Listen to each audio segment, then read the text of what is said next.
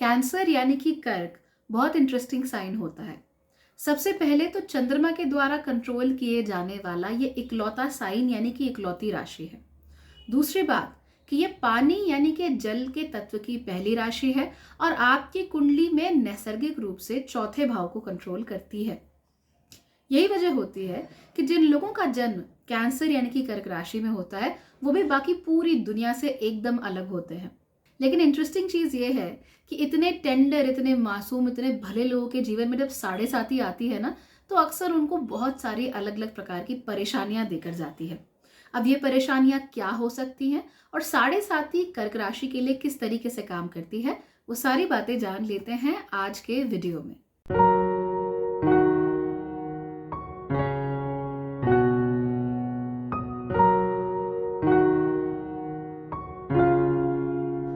नमस्ते, Bhagyashree holistic astrology में आप लोगों का एक बार फिर से स्वागत है। यहाँ पर हम बात करते हैं पॉजिटिव, इंस्पायरिंग और होलिस्टिक एस्ट्रोलॉजी की, यानी कि एक ऐसा ज्योतिष जो कि आपके पॉजिटिव पॉइंट्स को मैक्सिमाइज कर सकता है और आपके नेगेटिव पॉइंट्स को मिनिमाइज करने में आपकी मदद कर सकता है। आज साढ़े साती की सीरीज में हम ये बात कर रहे हैं कि कर्क राशि की जब साढ़े साती आती है तो उस समय पर उन्हें क्या क्या झेलना पड़ सकता है, क्या क्या मुसीबतें आ सकती हैं, क्या क्या अच्छी चीजें हो सकती हैं और उसके लिए उन्हें रेमेडीज क्या क्या अपनानी चाहिए। कर्क राशि में जन्म लेने वाले लोग बहुत खास होते हैं, बहुत स्पेशल होते हैं।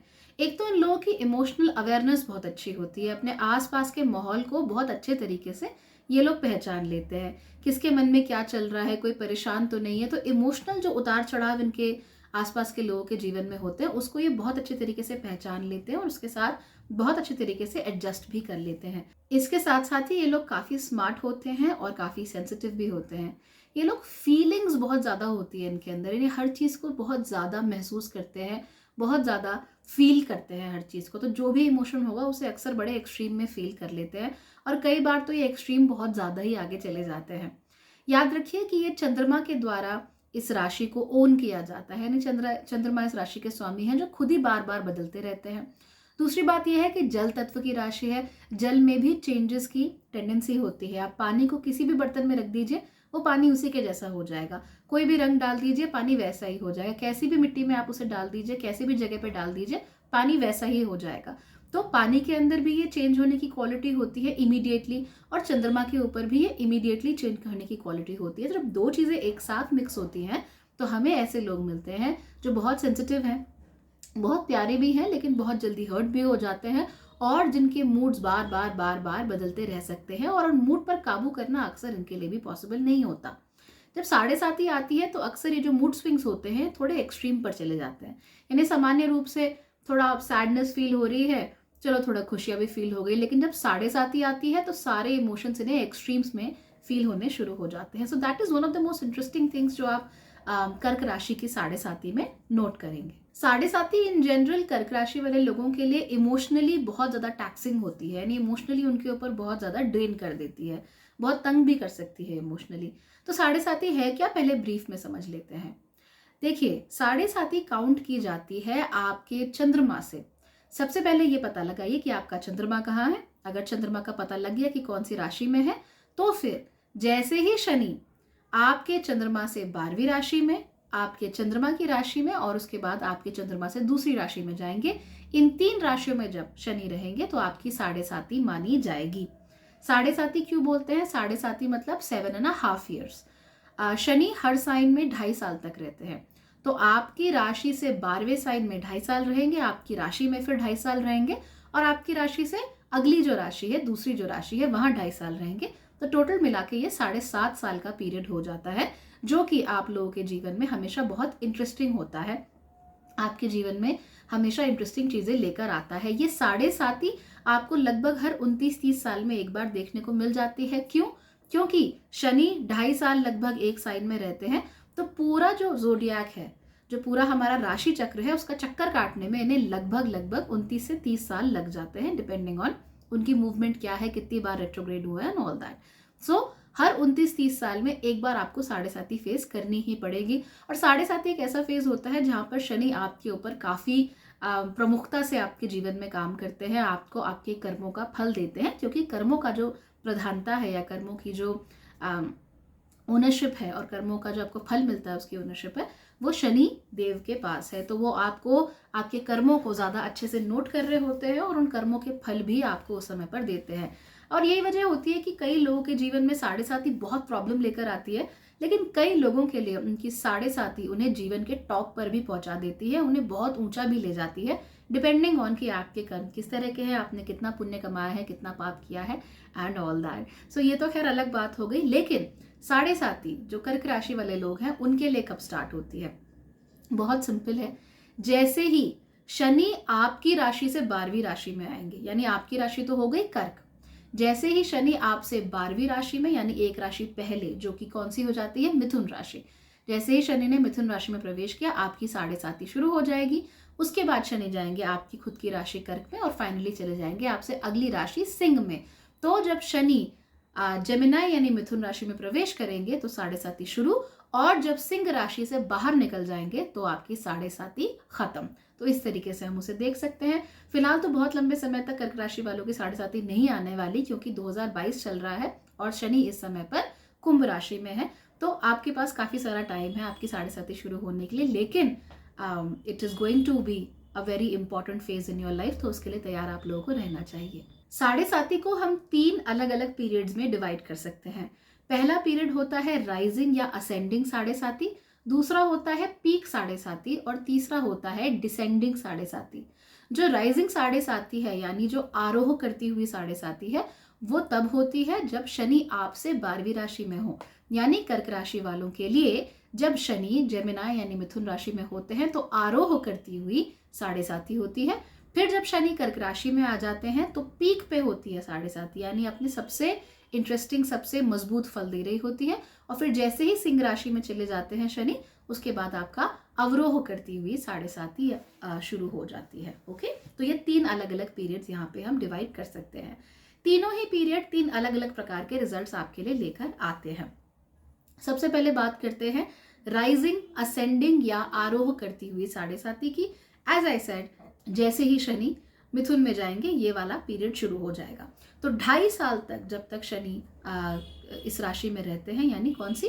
मिथुन राशि में रहते हैं, तब तक आपके जीवन में जो खर्चे हैं वो काफी ज्यादा बढ़ जाते हैं। ओके, सो खर्चों पे लगाम लगाना काफी मुश्किल हो जाता है। और ये खर्चे ऐसा नहीं है कि बहुत बड़े बड़े खर्चे होंगे, लेकिन छोटे छोटे इतने सारे खर्चे हो जाते हैं कि इवेंचुअली आपके पास पैसा बचता नहीं है। तो ऐसा नहीं है कि आपके पास पैसा आ नहीं रहा है लेकिन आपके पास कुछ भी नहीं बचेगा और खर्चों का हिसाब लगाना आप लोगों के लिए बहुत मुश्किल हो जाएगा। इस तरह की समस्याएं कर्क राशि वाले लोगों को देखने को मिल जाती हैं। ऐसे समय पर आपके जो सिबलिंग्स हैं, यानी आपके भाई बहन हैं, कजिन्स हैं, आपकी उम्र के और जो लोग हैं, आपके दोस्त हैं, उनके साथ झगड़ा होने के चांसेस भी काफी ज्यादा बढ़ जाते हैं। आपको ऐसा लगता है कि आप जो भी कह रहे हैं सामने वाला व्यक्ति उसे ठीक से समझ ही नहीं पा रहा है, आपकी बात उसके पल्ले ही नहीं पड़ रही है। तो आप हो सकता है अच्छी बात भी बोल रहे हो लेकिन सामने वाला उस बात को या तो समझे ना, या फिर उसे उल्टा समझ ले, किसी और तरीके से समझ ले और आपको प्रॉब्लम हो जाए। और एग्जैक्टली यही चीज आपके साथ भी हो सकती है कि कोई आपके भले के लिए कुछ कह रहा हो, आपका वेल विशर हो, आपको कुछ समझाना चाहता हो, लेकिन आपको मजा नहीं आया उसकी बात सुन के, तो आपने उसको अवॉइड मार दिया। और ऑब्वियसली आपने अवॉइड मार दिया तो समस्या तो होनी ही है। So that is how things move.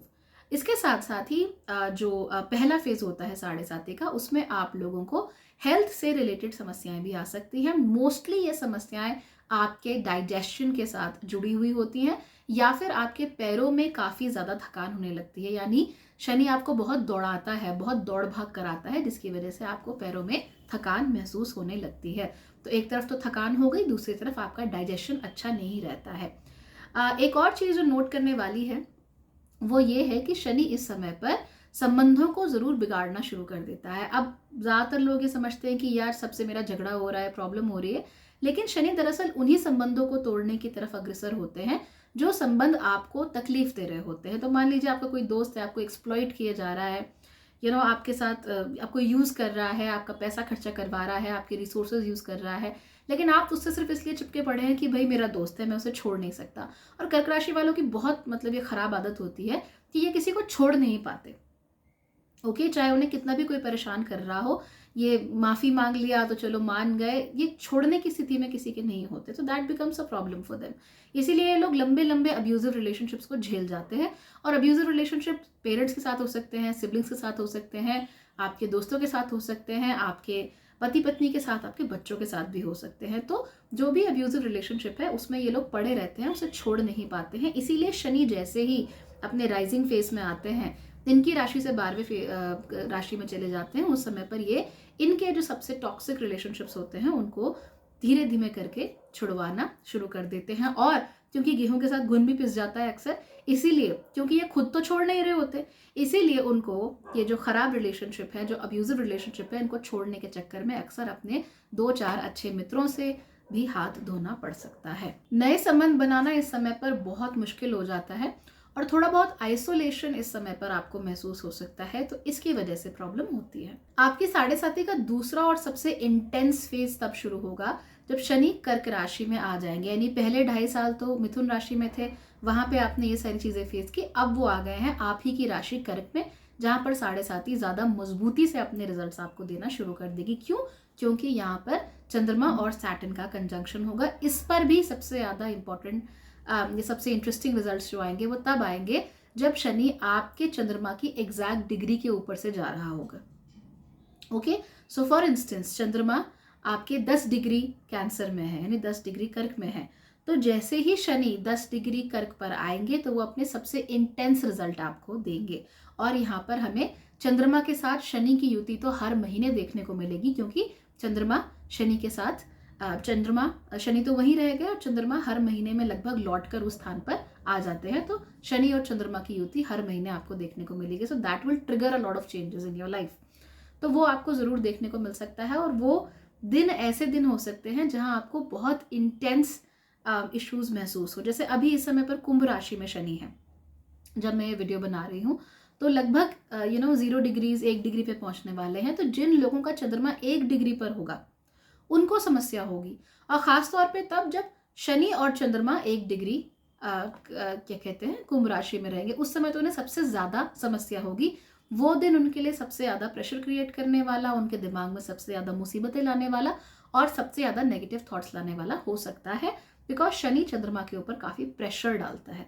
That is what Shani does. आपको पता ही है कि शनि की आदत होती है कॉन्ट्रैक्ट करने की, इसलिए वो यहाँ पर भी कॉन्ट्रैक्शन का अपना जो गेम है वो खेलना शुरू कर देता है। और चंद्रमा जो कि इजीली दूसरों की बातों में आ जाता है, बहुत इंप्रेशनेबल है, वो एकदम से शनि की बातों में आ जाता है, एकदम से शनि के प्रभाव में आ जाता है, और फिर वो भी थोड़ा सा डिप्रेस, थोड़ा सा एंग्शियस, थोड़ा आइसोलेटेड महसूस करना शुरू कर देता है। So that is what usually happens.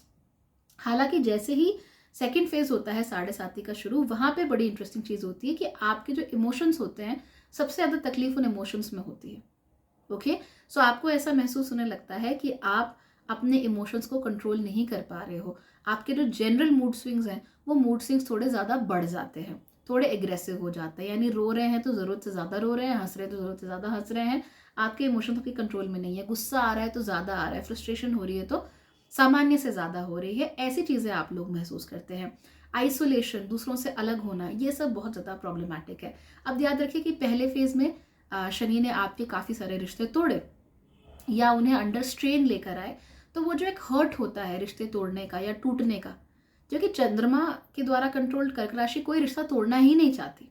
Okay, लेकिन तो ये हर्ट होता है ना कि कोई मुझसे दूर चला गया, कोई मुझसे बात नहीं कर रहा है, या कोई मेरे साथ संबंध बनाकर नहीं रखना चाहता, कोई मेरी गुड मॉर्निंग का जवाब नहीं दे रहा है, कोई मुझे इग्नोर मार रहा है। ये जो हर्ट है ये बहुत बुरी तरीके से, बहुत भयानक तरीके से आप लोगों को जकड़ लेती है, और उस समय पर आप लोग बहुत कंफ्यूज, बहुत खराब फील करते हो। अच्छा, बाकी राशियों में भी ऑब्वियसली ये सब हो सकता है, लेकिन क्योंकि कर्क बहुत सेंसिटिव राशि होती है, इसीलिए इनको ये जरूरत से ज्यादा फील होता है। तो हो सकता है कि जैसे इसकी ठीक सामने वाली राशि कौन सी है, मकर। मकर के संबंध भी टूटे हो, लेकिन मकर कैसी राशि है, वो चिल्ड आउट रहती है रिलेटिवली। ओके, थोड़ी प्रैक्टिकली उस चीज को देखती है कि चलो चले गए तो चले गए, दर्द तो हुआ, दुख तो हुआ, पर कोई बात नहीं। लेकिन कर्क राशि इस तरह का माइंडसेट लेकर नहीं चलती। कर्क राशि हर्ट हो जाती है, it gets hurt very easily. तो इन लोगों को दुख और दर्द दोनों ही ज्यादा महसूस होता है। अक्सर ऐसे समय पर आप लोग आइसोलेटेड तो फील करते ही हो, लेकिन स्ट्रेस्ड आउट भी जरूरत से ज्यादा फील करते हो, ओवरवेल्म्ड फील करते हो। यानी आपके जीवन में इतना कुछ चल रहा है कि आप बस हाथ पैर छोड़ देते हो, आप परेशान हो जाते हो कि भाई मैं इतना कुछ मैनेज कैसे करूंगा। ठीक है, तो वहां प्रॉब्लम शुरू हो जाती है। आपको ऐसा भी लगता है कि आपको सुना नहीं जा रहा है, nobody is hearing you, nobody is listening to you. आपको जितनी रिस्पेक्ट मिलनी चाहिए थी वो नहीं मिल रही है, आपको इतना प्यार मिलना चाहिए था वो नहीं मिल रहा है। आपको जितनी अटेंशन मिलनी चाहिए थी वो नहीं मिल रही है, तो इस वजह से भी आप लोग थोड़ा सा तंग रहते हो। इस समय पर आपको ऐसा लग सकता है that nothing is under control, कोई भी चीज़ आपके कंट्रोल में रही है और आपके आसपास के लोग अपने हाथ में चाकू लिए बैठे हैं सिर्फ आपको इमोशनली हर्ट करने के लिए। रिमेंबर, एज आई सेड, करके इमोशनल होता है तो छोटी सी चीज़ भी उन्हें बहुत ज़्यादा महसूस होती है। सो ऑफ कोर्स लोग तो कुछ कह ही रहे हैं, सैटर्न के स्ट्रेसेस तो हैं, लेकिन आप उसे महसूस बहुत ज़्यादा करते हो। इस समय पर रिलेशनशिप आपको बिल्कुल बर्डन की तरह लगेंगे, बोझ लगेंगे, अपना डेली का काम बड़ा बोझ लगेगा, तो ये हो सकता है। हेल्थ इश्यूज तो इस समय पर भी आपको काफ़ी सारे हो सकते हैं। इनफैक्ट कर्क राशि वालों को अक्सर होते ही हैं, लेकिन हेल्थ इश्यूज सेकेंड फेज में थोड़े बदल जाते हैं। इस फेज में आपको फटीग बहुत ज़्यादा होता है, आप लोगों को कहीं पर भी शरीर में अनएक्सप्लेन्ड दर्द महसूस हो सकते हैं। आप डॉक्टर के पास जाइए, आप दवाइयाँ खाइए, सब कुछ कीजिए, लेकिन वो दर्द जो है वो जाने का नाम नहीं लेता। आप बहुत सारे लोगों से ऐसे मिलते भी होंगे, शनि की ढैया चल रही है, महादशा चल रही है, 7.5 चल रही है, घुटने में दर्द शुरू हो गया, अब पता ही नहीं क्यों शुरू हो रहा है, बार बार पेट में दर्द हो रहा है, डॉक्टर से चेकअप करा लिया, कुछ निकलता ही नहीं, लेकिन फिर भी पेट का दर्द जाता नहीं है। तो ये अक्सर बड़े इमोशनल से पेन्स होते हैं जो इन लोगों को शारीरिक रूप से महसूस होते हैं, तो ये समस्या इन्हें देखने मिल सकती है। अक्सर शरीर जो है इन लोगों का काफ़ी टूटा टूटा सा रहता है, तो शरीर में वो एनर्जी इन लोगों को महसूस नहीं होती है। ऐसा लगता है जैसे शरीर 100% आप लोगों का साथ नहीं दे रहा है। अच्छी बात क्या होती है, देखिए ऐसा तो नहीं कि सब चीज़ बुरे हो। अच्छी बात ये होती है कि शनि आपके जीवन में जो मकड़ी के जाले लग गए थे ना, एक तरीके से जो आपने अपनी मर्जी से लगाए थे, उनको हटा रहा होता है। ये समझ लीजिए कि आपके जीवन का जो भी कबाड़ है, जो आपने उठाकर अपने सर पर बोझ बनाकर रखा हुआ था, उस सारे कबाड़ को शनि जो है वो धीमे धीमे करके बाहर निकालना, बाहर फेंकना शुरू कर देते हैं। शनि की जब 7.5 अपने पीक पर आती है तो ऐसा नहीं है कि आपको आपका शरीर टूट रहा है और मन टूट गया है तो आप शनि ने कुछ किया। शनि ने कुछ नहीं किया। दरअसल होता क्या है कि हम इन बोझों को न जाने कब से उठाए रहते हैं, और शनि के आपकी राशि में आने के बाद आपको रियलाइज होने लगता है कि आपने वो बोझ उठाया। तो जैसे ही आपने रियलाइज किया कि बोझ था, तब आप शारीरिक और मानसिक रूप से थका हुआ महसूस करते हैं। तो शनि की गलती नहीं है इसमें, शनि आपको बता रहे हैं कि प्रॉब्लम कहाँ है और उसे सॉल्व कैसे करना है। तो यही वजह है इमोशनली आपको इश्यूज होते हैं। तो इमोशनल जो भी मैच्योरिटी है, धीमे धीमे करके आपके जीवन से ये जो कबाड़ है या जो एक्स्ट्रा चीज़ें हैं उसको हटाकर आपके जीवन में स्पेस बनता है, ये मकड़ी के जाले हटते हैं, तो आपको क्लियरली नजर आता है। तो इमोशनल मैच्योरिटी आप लोगों में देखने को मिलती है। अब आपको याद ही होगा, मैंने कहा था कि 7.5 हर 30 साल में एक बार आती है, लेकिन ज़रूरी नहीं है कि जब आप 30 साल के हों तभी 7.5 आए। तो ऐसा नहीं होता कि मैं 30 साल का हुआ तो 7.5, 60 साल का हुआ तो 7.5, हर किसी के साथ नहीं होता। हो सकता है कि आपका जन्म जो है वो कर्क राशि में हुआ हो, लेकिन उस समय पर टॉरस राशि में यानी वृषभ राशि में शनि बैठे हों और आपके जन्म के 2.5 साल बाद ही वो जेमिनाई में आ गए, यानी कि 2.5 साल की उम्र में आपकी पहली 7.5 शुरू हो गई। ऐसा भी हो सकता है। नाउ रिमेंबर, क्योंकि ये आपको इमोशनली क्लेंज कर रहा होता है, इमोशनली मैच्योर बना रहा होता है, आपके दिमाग में बहुत सारे चेंजेस कर रहा होता है। ऐसा भी हो सकता है कई बार कि आप टीनेजर हों और आपकी 7.5 आ जाए। वैसे भी जो कर्क राशि के लोग होते हैं बहुत सेंसिटिव हैं, बहुत स्वीट हैं, बहुत टेंडर इमोशंस हैं, बड़े भले से लोग होते हैं, और इनके जो इमोशंस होते हैं बड़े कोमल होते हैं, बड़ी नाजुक भावनाएं होती हैं इनकी। और टीनेज में तो ये भावनाएं वैसे भी बहुत ज़्यादा उबाल मार रही होती हैं, उछाल मार रही होती हैं। तो उस समय पर किसी बच्चे की 7.5 आ जाए, यानी 13-14 साल की उम्र है, स्कूल में है, जाने क्या क्या फेस कर रहे हैं, अभी अभी प्यूबर्टी आई है, किशोरावस्था में पहुंचे हैं, 7.5 शुरू हो गई उनकी। ऐसे में शनि के जो प्रेशर्स हैं इनको कॉन्टिन्यूसली अपने जीवन में फील होते रहेंगे, कॉन्टिन्यूसली उन्हें महसूस होगा कि हाँ that something is happening in their life, और फिर उसकी वजह से आपको प्रॉब्लम्स फेस करनी पड़ सकती हैं। ठीक है, लेकिन उस समय पर उस कम उम्र में या कच्ची उम्र में आपने अगर शनि के प्रेशर्स झेल लिए, ओके, उसको समझा कि वो आपके लिए कैसे काम कर रहे हैं, समझा कि सारे लोग अपने नहीं होते, समझा कि भाई आपको कुछ ही लोगों के साथ वो वार्मथ मिल सकती है, वो सेफ स्पेस मिल सकता है जहाँ पर आप अपनी बातें शेयर कर सके। तो जैसे ही आप 7.5 से बाहर आते हैं 19-20 साल की उम्र में, तब आपको रियलाइज होता है कि हाँ भाई आई एम बेटर। इनफैक्ट उस 19-20 साल की उम्र में आप अपने जो पियर्स हैं, आपके जो संगी साथी हैं, उससे कहीं ज़्यादा मैच्योर हो जाते हो। आपको दुनिया का देखने का नज़रिया एकदम बदल जाता है, और ये बदले हुए और मैच्योर नज़रिए की वजह से आप जीवन में आगे भी बढ़ पाते हो। तो ऐसे countless people I have seen जो बचपन में 7.5 से या बहुत बहुत चैलेंजिंग सर्कमस्टांसेस से गुजरे, और 20-22 साल की उम्र में आके जब उन्होंने अपने हाथ पैर संभाले, जब वो मैच्योर हुए, तो अपनी ज़िंदगी में उन्होंने बहुत कुछ अच्छा किया। ओके, अपने चैलेंजेस से बिल्कुल आगे आ गए वो लोग। सो इस तरह की चीज़ें आपको डेफिनेटली देखने में आ सकती हैं। कहने का ओवरऑल मतलब ये है कि जो सेकंड पीरियड है साढ़े साथी का, इंटेंस होता है, हाँ आइसोलेट करता है, काफ़ी दुख भी दे सकता है, इमोशनली शारीरिक रूप से आपको तोड़ सकता है, लेकिन ये आपको सिर्फ ये बताने के लिए होता है कि आपने जीवन में बहुत सारे बर्डन्स पाले हुए हैं और उन्हें छोड़ देना चाहिए। इस साढ़े साथी का तीसरा फेज शुरू होता है अवरोहण का फेज, जबकि सैटर्न चले जाते हैं कर्क राशि को छोड़ के लियो यानी कि सिंह राशि में। अब सैटर्न क्या कर रहे हैं, वो आपके चंद्रमा से दूर जा रहे हैं। ओके, तो ये अवरोहण का फेज हो जाता है। क्योंकि वो दूर जा रहे हैं तो धीमे धीमे करके जो भी प्रेशर्स थे वो ईज आउट होना शुरू हो जाते हैं। अब हमें यहाँ पर क्या देखने को मिलता है, देखिए इस समय पर सबसे ज़्यादा दिक्कत अगर किसी चीज़ की आती है तो वो होती है इनकम की। यानी अगर आपकी जहाँ से भी इनकम आनी हो ना, वो डिले होती है। पैसा इवेंचुअली मिल जाता है लेकिन इमीडिएटली नहीं मिलता। यानी आपने कहीं कोई डील करवाई हो, मान लीजिए आपको उसकी ब्रोकरेज लेनी हो, तो वो ब्रोकरेज इमीडिएटली नहीं मिलेगी, वो आपको 1 महीना 2 महीना 3 महीना रुला के मिलेगी, लेकिन मिल जाएगी।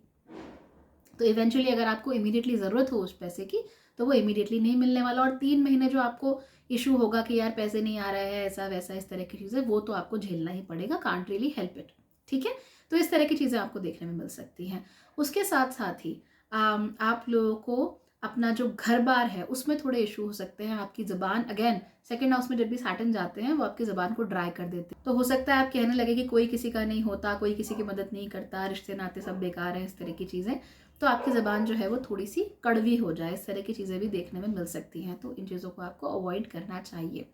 सेहत आपकी अभी भी 100% नहीं होगी, फटीक थोड़ा रहता है शरीर में, इनफैक्ट बॉडी जल्दी हीटअप हो जाती है, उस तरह की समस्याएं आपको देखने को मिल सकती हैं। अच्छी बात यह है कि अगर आपने कोई बैड इन्वेस्टमेंट्स करी हुई हो पास्ट में, तो उनसे आप आसानी से निजात पा सकते हैं। जैसे कुछ लोग गाड़ी खरीद लिया, अब वो गाड़ी में जितनी वैल्यू नहीं मिल रही उतना ज़्यादा खर्चा मेंटेनेंस का हो जाता है, तो इस समय पर उस बैड इन्वेस्टमेंट से आप लोग निजात पा सकते हो। और उसके साथ साथ ही ये समय है जब आपको एक्टिवली अपने टाइज कट करने हैं। तो याद रखिए, जब शनि फर्स्ट फेज में आए थे साढ़े साथी की, उस समय पर वो आपके टाइज को खुद ही काट रहे थे, यानी लोगों से थोड़ा स्ट्रेन करा रहे थे रिलेशनशिप को। लेकिन अब ऐसा समय है जब आपको एक्टिवली आगे बढ़कर खुद जो चीज़ें आपके लिए टॉक्सिक है उन्हें छोड़ना पड़ेगा, तभी आप अपने लेसन सीख पाओगे। So as I said right, कि कैंसर वाले लोग जो है वो नहीं छोड़ पाते चीज़ें, वो चीज़ों को पकड़ के रखना चाहते हैं। तो अब सही समय है कि आप चीज़ों को छोड़ने के बारे में सोचें, स्पेशली वो चीज़ें जो आपके लिए काम नहीं कर रही हैं, ताकि आपकी अच्छी रेपुटेशन बनी रहे। और अच्छी रेपुटेशन बनाने के लिए अच्छी ज़बान का होना बहुत ज़रूरी है। आप लोगों के लिए रेमेडीज़ क्या क्या हो सकती हैं साढ़े साथी की? देखिए, हर साढ़े साथी की सबसे बड़ी रेमेडी तो यही होती है कि आप भगवान शिव की पूजा करें, उनकी उपासना करें। लेकिन आपके लिए स्पेसिफिकली ये बहुत ज़्यादा इफ़ेक्टिव रेमेडी हो जाती है। क्यों? क्योंकि भगवान शिव चंद्रशेखर हैं, चंद्रमा उनके जटाओं में बंधे हैं, तो चंद्रमा को वो कंट्रोल कर सकते हैं, चंद्रमा की चंचलता को कंट्रोल कर सकते हैं, हमारी इमोशनल चंचलता को वो कंट्रोल कर सकते हैं। और उसके साथ साथ ही शनिदेव भी भगवान शिव के बहुत बड़े भक्त हैं। तो अगर आप भगवान शिव की पूजा करते हैं तो आप शनिदेव को और चंद्रमा को, दोनों को ही काबू कर सकते हैं। और आपके लिए बहुत ज़रूरी है, क्योंकि आप क्या कहते हैं, जो चंद्रमा है उसकी इकलौती राशि कर्क में आप जन्मे हैं। So that becomes very important for you. तो आप लोग क्या कीजिए, महाशिवरात्रि का व्रत तो ज़रूर किया कीजिए, उसके साथ साथ ही आप सावन के व्रत भी कर सकते हैं। अगर आपको बहुत ज़्यादा समस्याएं आ रही हैं तो महामृत्युंजय मंत्र का पाठ करते हुए आप लोग प्रदोष व्रत भी कर सकते हैं, वो भी आप लोगों के लिए जनरली अच्छे रिजल्ट्स देकर जाता है। इसके अलावा आप लोग शनिवार को छाया दान कर सकते हैं, यानी तेल दान कर सकते हैं। और जो कुत्ते होते हैं, काले कुत्ते, उनको रोटी वगैरह भी खिला सकते हैं, या उनके लिए कोई दान धर्म का काम कर सकते हैं जानवरों के लिए, वो जनरली आप लोगों के लिए अच्छे रिजल्ट्स लेकर आता है। तो अगर स्ट्रे डॉग्स हैं, उन्हें खाना दे दिया या उन्हें रेस्क्यू कराने में मदद कर दी, या फिर अगर आपके घर के आसपास, क्योंकि होता ही है घर के गली के बाहर कोई कुत्ते हैं, उन्हें खाना वाना दिया या उनके लिए कुछ इंतज़ाम कर दिए, जैसे भी हो सका आपकी तरफ से, आप अगर वो करते हैं तो आपको वो अच्छे रिजल्ट्स देकर जाते हैं। और कर्क राशि वाले लोगों को तो अक्सर वैसे भी जानवरों से बहुत प्यार होता है, छोटे जानवरों से, तो उनके लिए अगर आप कुछ भी करते हैं, किसी भी प्रकार से करते हैं, तो आपके लिए अच्छा रहता है। गायों के लिए भी अगर आप लोग कुछ करना चाहें तो गायों के लिए भी कर सकते हैं। तो ओवरऑल ये 2 छोटी छोटी रेमेडीज़ हैं, 2-3 जिनको आप फॉलो कर सकते हैं। लेकिन सबसे ज़्यादा आपके लिए इफ़ेक्टिव रेमेडी रहेगी मेडिटेशन। जितना आप लोग मेडिटेशन करेंगे, जितना आप लोग अपने फीलिंग्स को रेगुलेट करना सीखेंगे, उतना ही आप लोगों के लिए अच्छा रहेगा। when you're writing things, when you're speaking about things, when you're learning कि आपको कौन सी बातें ट्रिगर करती हैं, किन बातों से परेशान होते हो, कौन सी अच्छी मेमोरीज हैं, ख़राब मेमोरीज एंड ऑल दैट, तो आप लोग कहीं ज़्यादा इमोशनली स्टेबल रह पाते हो। Of course you can start doing it by yourself. अगर आप चाहें तो भाग्यश्री टोटल मेकओवर प्लान का भी हिस्सा बन सकते हैं। वहाँ पर भी इस तरह की काफ़ी सारी एक्सरसाइजेस हम डेली बेसिस पर करते हैं so that you remain emotionally very very stable. तो खैर वो तो आपका चॉइस है कि how you want to go about it. लेकिन कैंसर की जब भी 7.5 शुरू होती है कर्क राशि की, तब ध्यान इस बात का देना है कि बहुत ज़्यादा इमोशनली यहाँ वहाँ नहीं जाना, अपने आप को स्टेबल बनाए रखना है। So that's all for today. Thank you so much for watching.